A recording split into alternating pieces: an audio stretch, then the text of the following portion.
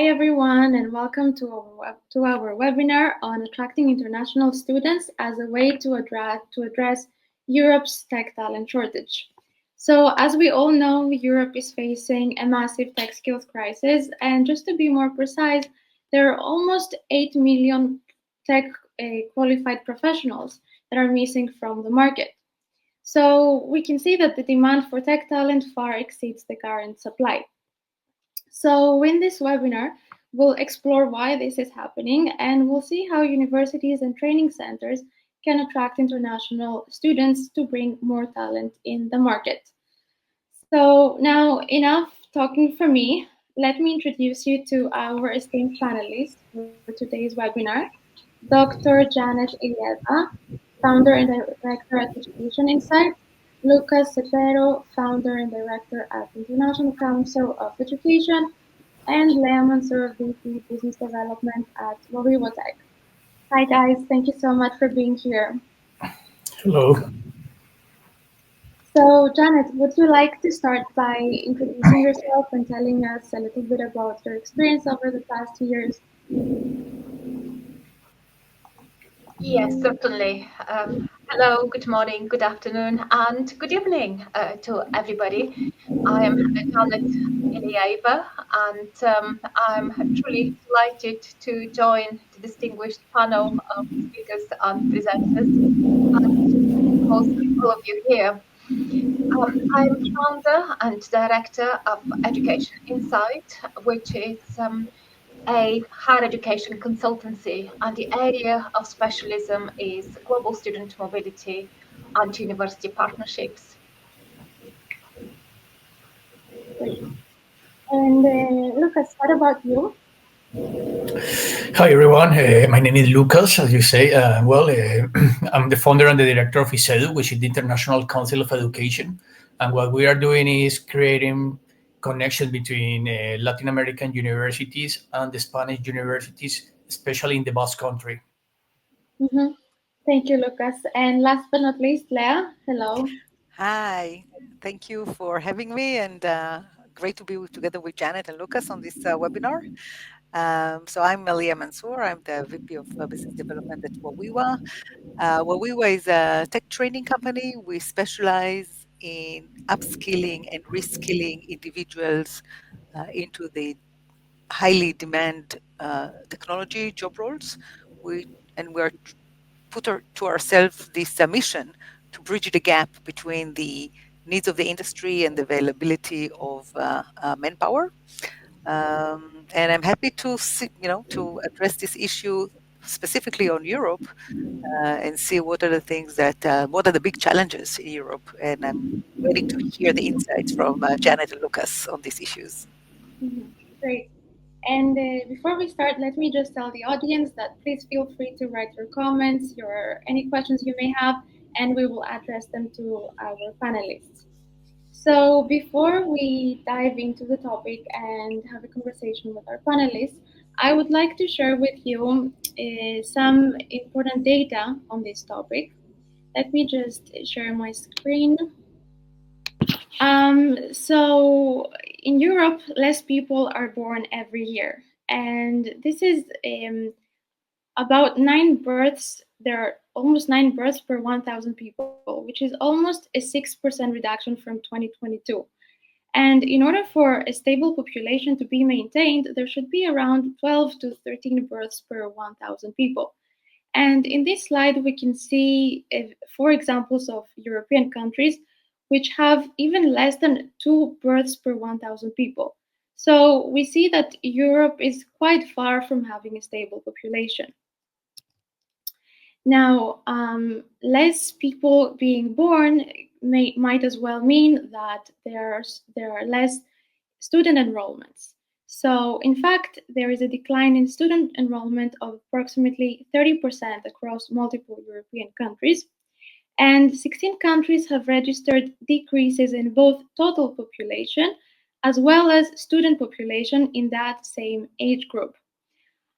Having said this, there are many Western European countries who see stable or even growing enrollments, and these are often offset by international students and policy initiatives. And if we take this in STEM degrees, we can see here in this graph that not even 30% of students are enrolled in STEM degrees. And if we were to compare this with non-European countries, for example, China, it has almost 50% of students are enrolled in STEM degrees. So if there are not enough local students enrolled in STEM degrees in Europe, what about international students? And here we have a graph. You can see it. Here we have a graph which clearly shows that STEM degrees attract more international students than local ones. So if we were to take as an example Denmark, it has 40% of its students are enrolled in 40% of the international students are enrolled in STEM degrees, while only 22% of local students are enrolled in STEM degrees. And this is mostly true for most of the European countries that you can see in this slide. And this raises a question: if there are not enough local students for STEM degrees, what if we attract international students? Could this be a solution? And now that I've shared some key data with you, let's hear directly from our panelists and get their insights. So, Janet, let's start with you. So we've seen the data for Europe's demographic trend of less births and potentially perhaps less students. But how does this impact Europe and its economy?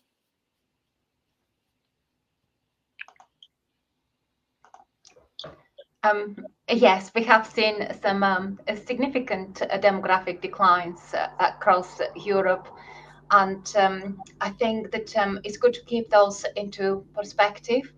If we consider the United Nations data on, for example, the 18-year-olds, so this is the population that is likely to enroll in university, but also the population that will join the respective labor force of those countries in the next 10 years.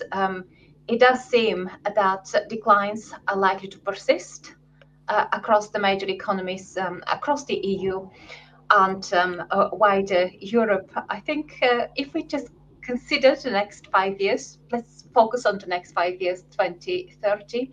Turkey and Russia will be the only European nations that will still be in the top 20 globally in terms of the number of 18-year-olds. Beyond these two countries, we have Europe's largest, France and Germany, but we are kind of more looking into the top 40 across the world. So population-wise, I think projecting into the next 5 to 10 years, definitely Asia and Africa, population-wise, will be the engines of growth. And then Europe will be kind of more of a backseat, but it remains a powerhouse in terms of mature higher education systems. However, it is likely that those systems, but also labor markets, will become heavily reliant on international students and international, basically, skilled mobility. And it's beyond just the higher education systems. It's also in terms of powering some of the sectors that typically associated with aging economies, such as social care, healthcare. I think some of the countries where the demographic decline is already evident. We're seeing that the number of basically unfilled vacancies are really kind of dominating the social care sectors, healthcare sectors. These are the sectors that are really in high demand by countries with very kind of older population. So with that in mind, I think the countries that will have the most significant demographic decline are likely to be the ones that will become even more aggressive in terms of international student recruitment. Mm-hmm. Got it. Thank you, Janet. And Leo, what other factors contribute to Europe's tech skills shortage, in your opinion? Jumping directly to shortage of technology, I think that there is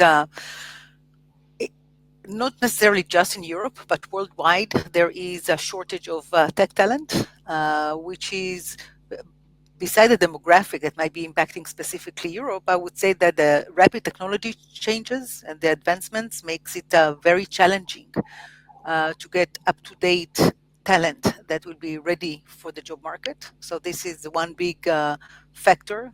Just technology moves faster than actual education that is available today. And I think that there are still not enough upskilling opportunities, because you cannot just look at newcomers or younger students to fill this gap, but you have to look at an existing workforce and how they can be adequately trained and fit into the job market of technology. So there are still a lot of missing opportunities there when it comes to upskilling programs. I think that specifically in Europe, maybe the issue that Janet was touching this, and some of your statistics were showing, is the issue of the migration and mobility. That might be also affecting Europe. You know, Europe or EU, right? There is quite a lot of advantages moving within the EU, and there is an ease of mobility between different countries, which might attract people from uh, countries, European countries, which might be more challenging economies, to move to the bigger hubs where there is more economic growth, there's more potential. So although you look at the European Union as one, actually talent might be drawn from one area to another just because it's easy to move, right? And there's more opportunities, there are more financial attractive proposition for them. Also, we do see that a lot of talent is drawn out of the Europe. Okay, there are opportunities in markets like the US with, very nice packages. So the fact that mobility globally is something which is more uh, attractive than it used to be before, then we see that there is challenges globally when it comes to technology and skills. The other issue, which you also mentioned, is the lack of STEM students. Okay, at the heart of things, right? STEM education, or it is more likely that graduate of STEM education will get into technology job roles.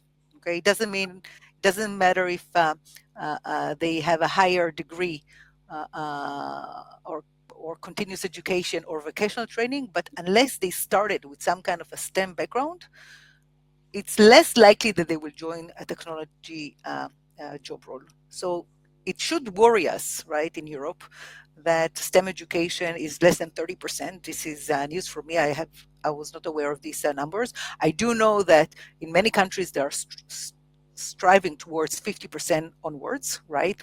And this is something which is connects already to the maybe governmental or federal thinking, right? And programs. How do you encourage, even from young age, from school age, not necessarily just to high school, but from school age, drive the students towards more of STEM learning, so they will become the engines of the future.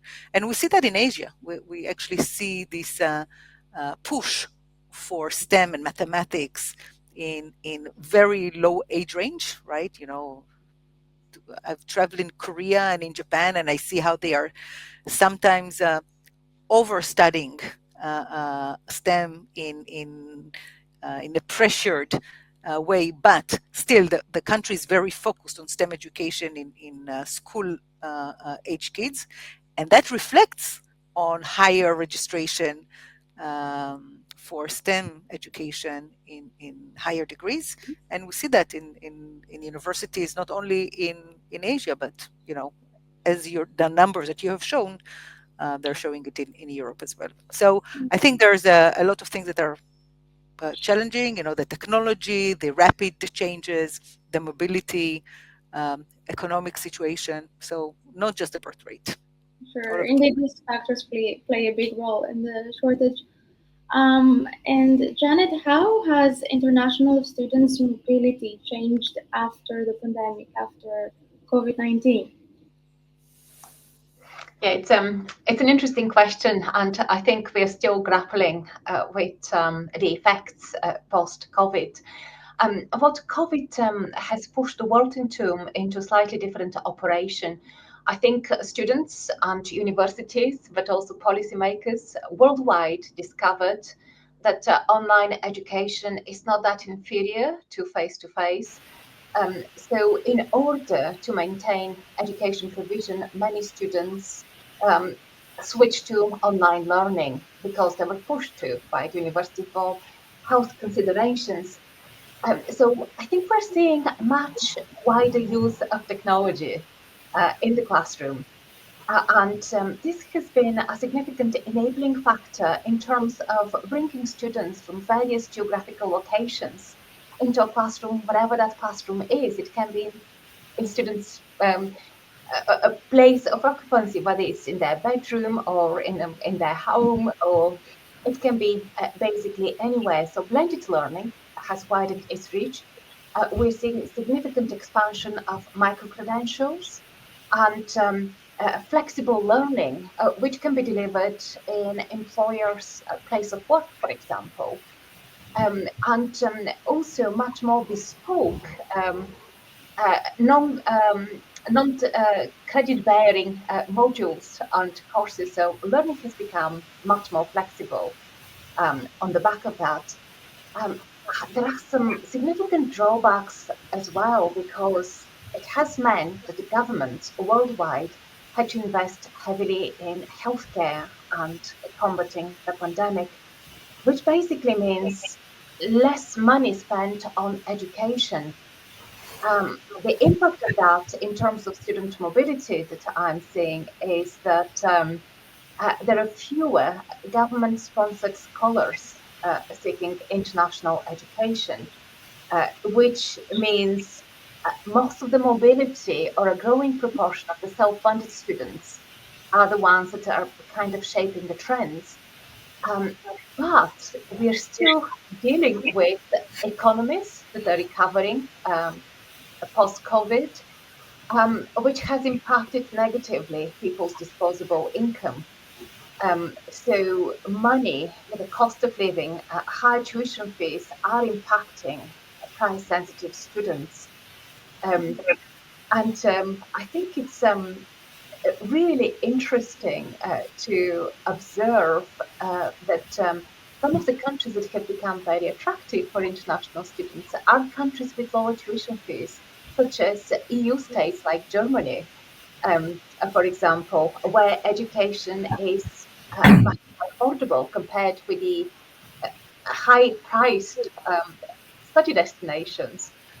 Um, in addition, the cost of living and the rising cost of living, the tuition fees, and students becoming much more price sensitive, I think we're seeing quite a troubling trend, which is towards rise of nationalism. Um, Labor markets are weakened post-COVID. When this happens, governments start to prioritize or to focus on their domestic affairs. And these inward-looking policies can be quite troubling because what used to be on the fringe of policy making, like the extreme right, has been normalized across many national governments. So we're seeing across Europe, but not just in Europe, nobody is immune towards that. Um, Basically, nationalistic parties gaining prominence. An interesting trend or an interesting analysis, which was published by the Financial Times, I think a couple of weeks ago, was that half of the world had general elections last year. The top 10, the advanced economies, the government in power lost power basically to alternative government, to the second most popular party or coalition party. whereas emerging economies, the pace of change in terms of policy making was less pronounced. Many of the governments in developing countries stayed in power. So the political transitions were not as pronounced, but the reason I'm flagging this is this sense of growth in political instability and political transitions will shape the pace and stance of student mobility. We've seen this in Australia and Canada. USA is still kind of on the verge of deciding how this is going to impact future student trends.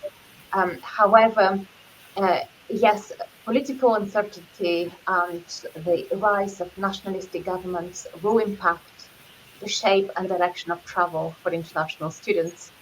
How this is going to pan out in the next 5 years is still to see, but the key transitions is online learning, uh, cost of living and price sensitivity and political uncertainty are becoming very, very prominent. Thank you, Janet. And Lucas, I'm assuming that economic ups and downs really impact student mobility. Is this the case? Lucas, can you hear us? Yes. Well, as Janet was saying, there is something very interesting here, and is how historically there is a constant discrimination between local and international students. And for instance, the international students always have to pay international tuition, which is extremely high compared to local domestic fees. So that's something that is impacting negatively the education system at the international level. Sometimes it's like international students have to pay 5 times more in tuition for the same program, which is, something that the governments at some point have to address. And I agree with you, Janet, that technology is going to bring, the virtual classroom anywhere in the world, which is fantastic, to have access to a student that before didn't have access to education.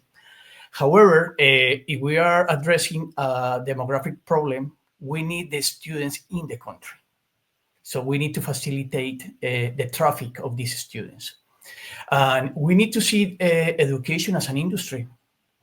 And I think the best example is Canada, probably, an amazing way to recruit international students that later become the workforce.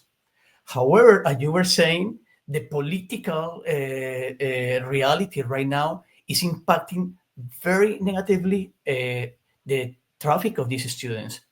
And Canada closed the borders in January, and Canada has to bring 700,000 people per year, qualified workers, especially in the tech industry. And where are they going to find these people if the borders are closed? And they're closed because the political parties going to the right actually say that the cost of real estate is very high in Canada because of international students. Well, international students need a place to live, right? So probably the demographic is changing the way education, is right now, but the governments have to be more involved, and they have to see education as an industry that actually impact the GDP of the countries. The United States and Canada, a big part of their GDP is education. So we need to see all the services that actually impact education and international students. And I would say that housing, speaking about housing, is extremely important. There are places where it's impossible to go to study because students don't have a place to live. They don't have enough money to pay for high rent, say New York, London, Barcelona, Madrid. We can speak about major European capitals, and it's a problem everywhere. So that's going to impact, the future of mobility. the services that the cities are bringing, to international students. I think that a good example is Bilbao, where I am right now. The city is a campus, so it's a university city.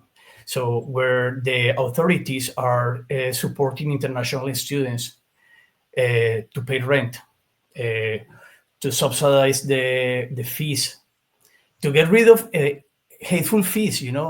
People, international students hate fees. They know that they have to pay tuition, but the fees, registration fee, technology fee, several fees that at the end they say are necessary.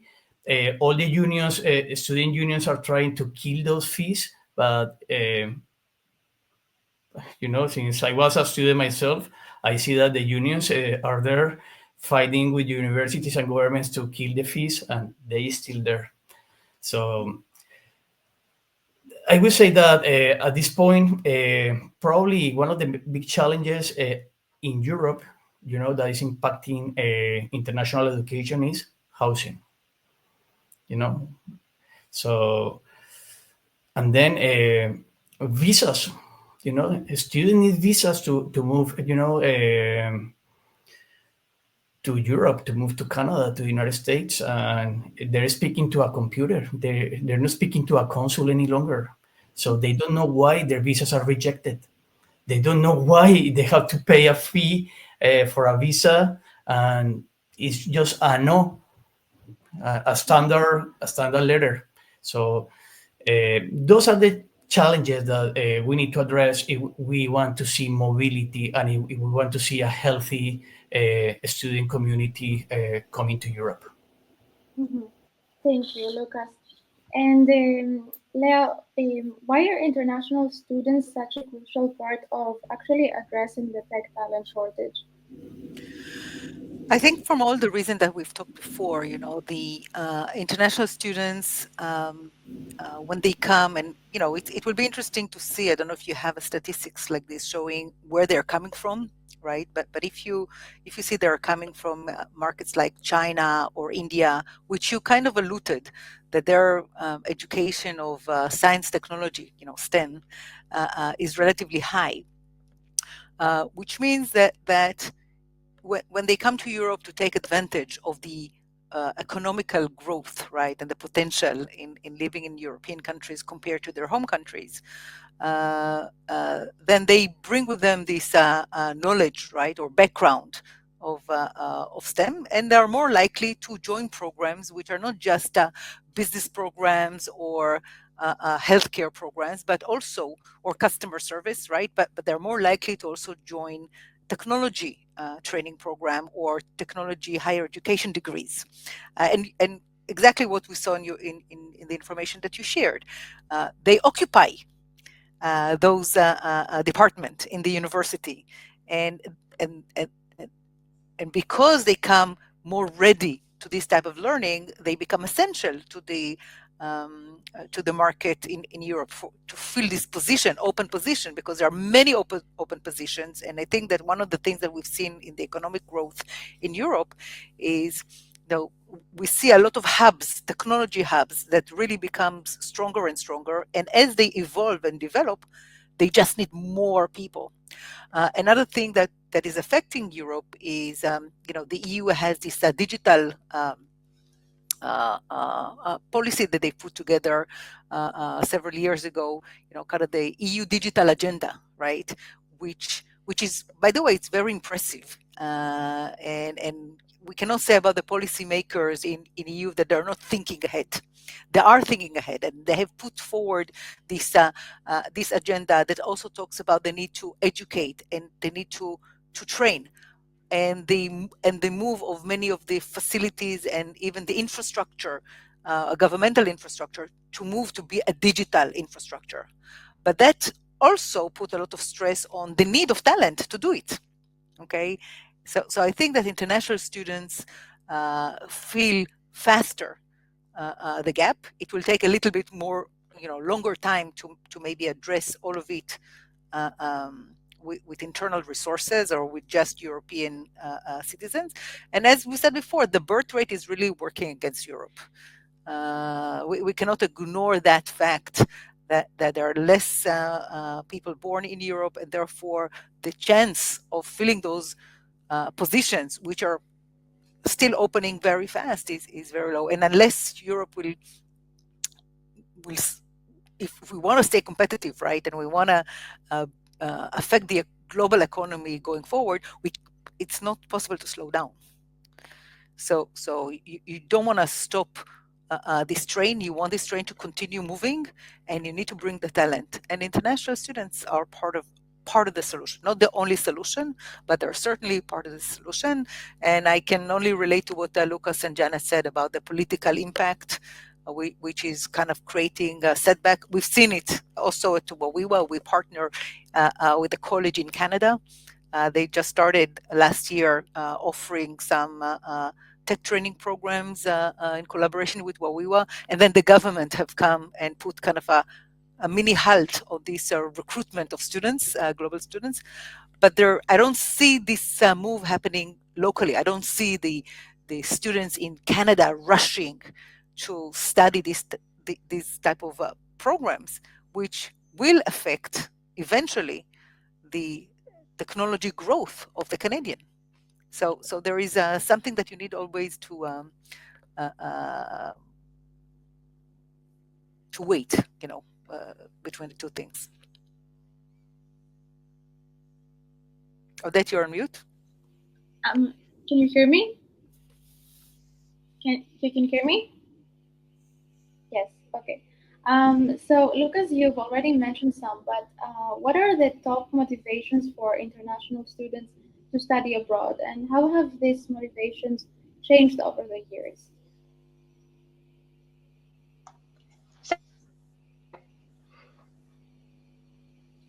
Shall I try answering your question, Odette? Sorry? Shall I have a go at answering this question? Yes, of course. If the other participants don't mind me going first. Of course. If I pick it up from where Leah left it about basically the STEM areas, which stands for science, technology, engineering, and maths. We're seeing that the international student demand is very much motivated by employability prospects. And post-COVID, given that we're talking about growing price sensitivity, money is becoming much, much tighter, I think this employability drive is becoming even more prominent. So the prominence of the STEM areas is likely to increase, especially from the countries that are likely to drive international student demand. So in terms of source countries or countries of origin for the international students, so China is the ultimate large center, followed by India, and then we have Uzbekistan and Vietnam, and then in that space is Nigeria, Nepal, Pakistan, Bangladesh is there as well. But again, very strong employability driver. These students want to get a job that will recoup or pay back for the investment they're making in higher education. And as such, is the subject choice is very much driven by their domestic labor market. And we're seeing it is, especially at the postgraduate level, at the master's level, for example, in many of the subject areas in the UK, we're seeing more than 80% of the student population in STEM subject areas like electronic and electric engineering being predominantly taken by international students. So employability is a critical driver for international student demand. The quality of education is one of the oldest, perhaps, in that space, but it will continue to drive. The perceptions of quality of education will continue to drive student mobility to countries that have highly ranked universities. And I guess I'll pause here, and if anybody else would like to add to the list is fairly long. Yes. And Leah, how important are employability prospects in influencing international students' decisions? I think exactly. I think exactly like Janet said, this is critical. I think that first of all, the ROI, the investment, and Lucas mentioned the high price that international students usually pay compared to local students. So they have to pay a lot of money to even study in those foreign countries.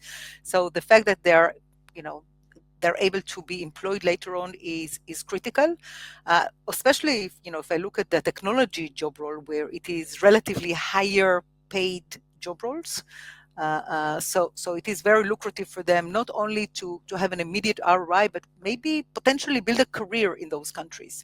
So I think that the connection between the learning organization, being a university or a college, the connection between them and the industry, and the ability to package the students' experience with some kind of co-op or some kind of training position, or just give them a push towards the industry. I think that will be a winner when it comes to students, because they really need this job because of the economical pressure and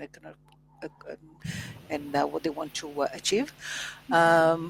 But beside employability, I think that the issue of immigration laws, right? This is something that the policies and the regulation can affect, and we see change. We've seen a change. I think it was Germany last year. They've made a change in their immigration laws, enabling people with uh, um, relevant education to actually migrate to Germany, lower the demand for their visa application. I think even removing the need to have German language, right, as a basic visa requirement, just because they realize that they need them in the position of technology. So the connection to employability is critical. Of course, makes sense. And Janet, how does post-study work opportunities influence international student mobility? Do you have maybe an example you would like to share with us? Oh, yes, it's a huge driving factor. We have seen student demand fluctuating in favor of countries that offer post-study work opportunities. And this is predominantly quite evident for the top study destinations like the UK and Australia. The moment the UK closed its doors or discontinued post-study work in 2012, we had a plateau in international student demand. So basically, the number of international students didn't grow for almost, or had very, very tiny growth over the space of 8 years, until the announcement for the reintroduction of post-study work was made in 2019. So during the COVID years, UK didn't shut its borders in the way that Australia and other study destinations did. So coupled with the introduction of post-study work, there has been an explosion of international student demand, but that was temporary. It was 21, 22. Things normalized after that.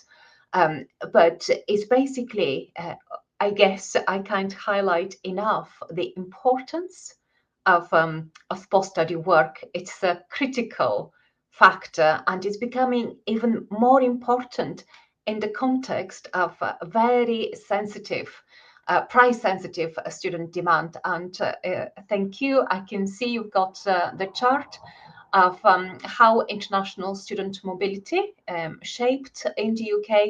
So you can see the period of plateau between 2011, 2012 up to 2019, almost no growth. And this is the period of no post-study work in the UK. And you can see what happened the moment when the post-study work was reintroduced, announcement made in 2019, and then from 2021, graduates from 2021 were actually allowed to stay on and to work, which basically means in the couple of years leading to 21 graduation, there has been a significant expansion of student demand.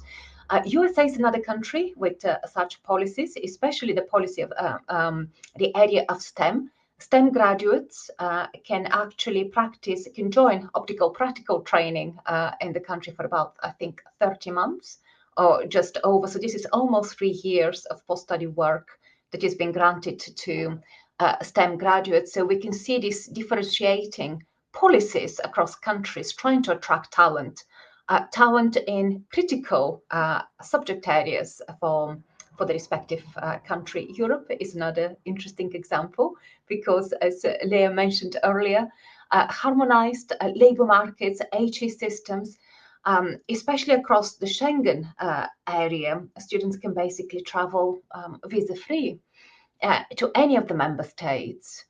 So the fewer the barriers, the more flow and mobility of talent we're likely to see. Thank you, Janet. And Lucas, what are the main considerations students have when choosing a specific program or field of study, particularly in technology? Well, what they want is to move to a better, bigger economy and stay in that country, be part of that country. So I like one of the Janet's big words today is talent. You know, we're not talking about economic migrants. We're talking about talent, how to attract talent, and to attract that talent, in tech programs, what we need is a treaty between the governments and the industry. We need the industry to be part of this. The best example, in my opinion, is British Columbia in Canada, where pretty much the government is attracting all the IT companies moving from Seattle, moving from the Silicon Valley, going to Canada because the Canadian dollar is lower, so salaries are lower, but at the same time are very competitive. And the industry is telling the government in British Columbia, hey, we need a certain number of professionals, and we need to train those professionals in the country. So for that reason, there are universities or new vocational colleges in Canada that are trying to recruit those international students in programming, IT, cybersecurity, data analytics. I would say that those are the big ones because actually the local industry needs them. We have a problem in Europe, and is that we have 27 different countries with 27 different realities, different expectations, and there is no a common immigration policy. So that's a big problem. That's a big problem. And I heard a comment that Europe is kind of like Detroit, getting old and obsolete, while the United States and Canada are kind of like the Silicon Valley, always, innovating. So what we have to do is innovate together with the companies in each country. And Leah was saying that there are little hubs everywhere in Europe. Yeah, but those hubs are, in different industries. So what we have to do is to create a big national European policy to attract and retain that talent in the continent. Otherwise, they're going to do kind of like what they did in Australia. In Australia, they go study and then they leave because it's impossible to stay there. So we don't want that. So probably this will be a very good comment to Canada. They did amazing for a while, and then because of politics, they're changing the policy, and now international students probably are facing a place to go. So probably right now is a good opportunity to Europe to attract those international students. Mhm. Thank you, Lucas. And Leah, what advice would you give to universities and training centers that are new to perhaps integrating reskilling and upskilling programs to their offerings?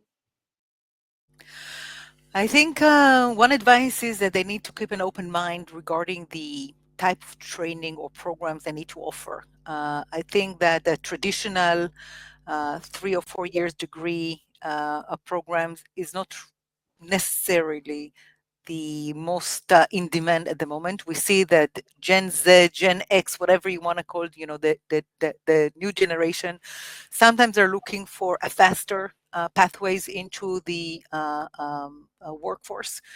So they're looking at something that will get them quicker, quicker study, maybe a sufficient with a diploma, right? So I would suggest to universities to keep an open mind and not stick to just old-fashioned 3 or 4 years program and master programs, but to have these options. This is on one hand. The second thing is connection to the industry. Yeah, I think that this is very, very critical. I think that we're not working in silos. I think that programs offered in universities today, even if they're part of the degree or part of the continuous education or any special programs, they need to be more accurate, more up to date, more relevant to the industry, because this connection will also ensure or will increase the opportunities for the graduate to actually participate in the job market, right, and be employed. And if we already have determined the employability, and employment is part of a critical path for any learner, being international or local, right, then to study something which is relevant and is connected to the industry is very important. I think that many universities today are also moving towards more of a hands-on type of learning, right? So we see this movement in certain European countries. I'm sure that Janice and Lucas can talk more about it. But when I was traveling in Finland last year, I saw quite a lot of universities which are actually are practical universities. They understand that the learning has to be much more pragmatic and practical and hands-on,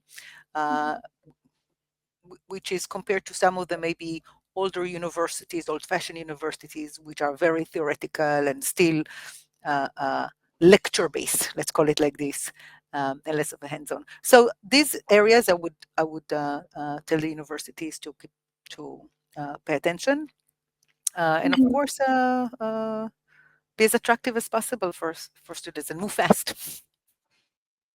Lucas, do you have any comments to add to what Leah said? Are skills-focused programs more important nowadays?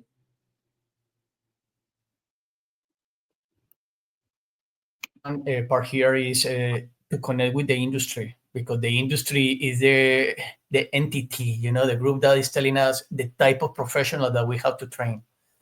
If we don't have a conversation with them, the economy is going to be full of lawyers or full of some type of degrees that are not necessary, or maybe degrees that are, we already have too many people. So we have to communicate with the industry. We have to communicate with the industry. And at the same time, the industry have to communicate with the governments to provide a good set of laws that help us to attract the talent, but to help us to keep the talent. Otherwise, the talent is going to be moving everywhere, and that's what we don't want. We want to keep the talent, and we need them because our societies are, not reproducing enough, let's say, So we're having a big problem right now. I can tell you that here, at least in Spain, as you were saying, showing in the graphic, there are schools that are closing because there are no kids, and you say this is dramatic. This is dramatic, and there are no students. I speak with universities every other day, and they say we have deficitary programs. We have programs that next year we're going to close because we don't have students. And then there is a huge number of programs everywhere in Europe with no students. So probably we don't need that many programs. We have to specialize and have less programs, but covering the needs of the market and the industry. Mm-hmm. Exactly. We have to help employers find the talent that they need, that Europe urgently needs. So thank you very much, Lucas. And we have a question from the audience, from Jan from Germany.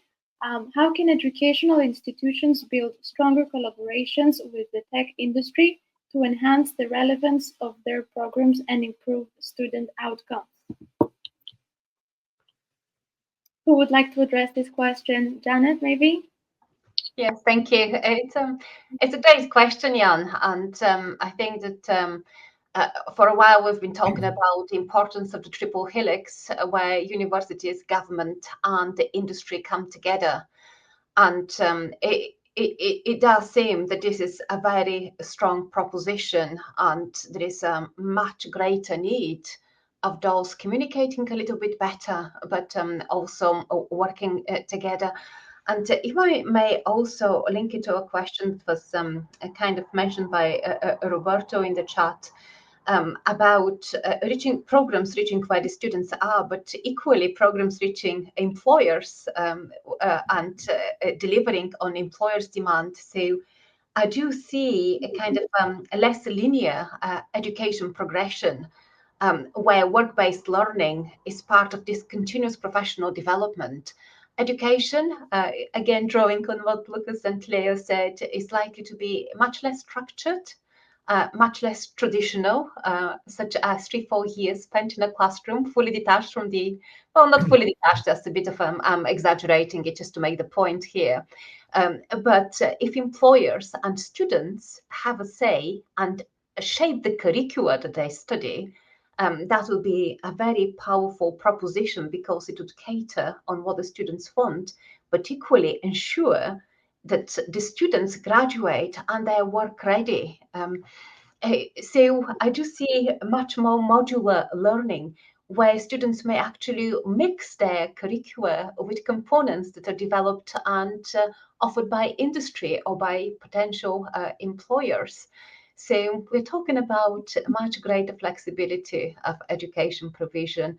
Employers We don't have it. That's a big problem in Europe. We don't have that. There is one intake in September and no way to create a different modular type of education. It's something that in Europe we still trying to tell the universities and the IT and the vocational colleges, we need to have more than one intake per year. We have to be more flexible. We have to work closer with the needs of the students. Know your needs, because they're heavy institutions that have been for centuries, some of them, and they don't want to move. So I guess that we need a new generation. We need to bring new people. And even myself, I'm in my 40s, sometimes I don't think the way younger generations are thinking. We were more attached to a job. Right now, the new generations are more relaxed, and if they don't see a standard of living, if they don't see a good balance between personal and professional life, they say bye to the company. So we need to address that part as well, you know. Absolutely, and if I really like that notion of where, yes, universities can be quite reluctant, but given that the international students, they're privately funded, they vote with their feet. They would go to the university that has second, third, fourth intake throughout the year. So given that we are kind of seeing two parallel systems, one is state-funded, very rigid, heavy moving, and the other one where privately funded demand is in control and can shape the provision. I think institutions are bound to change. Otherwise, there'll be no students to train if if they're not responsive enough to They're such. going to keep closing, yeah. And it's a pity because the institution has tons of experience and tons of things to share with our communities, with our societies, but they have to be open to reinvent. And the technology is here to help them to reinvent, because right now the technology is what is actually leading the market, in education, without any doubt. Thank you very much. So if you don't have any other comments, thank you very much to Lucas, Janet, and Lea. Thank you to all everyone attending this Wawiwa webinar. And Wawiwa is reskilling the world to tech. Wawiwa is a tech education provider which helps local partners establish local tech training centers and programs around the world. We offer our local partners innovative programs that incorporate AI modules, reskilling individuals for high demand tech jobs. So if you have any additional questions to the panelists, you can contact us on our website, wawiwa-tech.com. Thank you very much. Thank Thank you. you. Everybody. Bye-bye.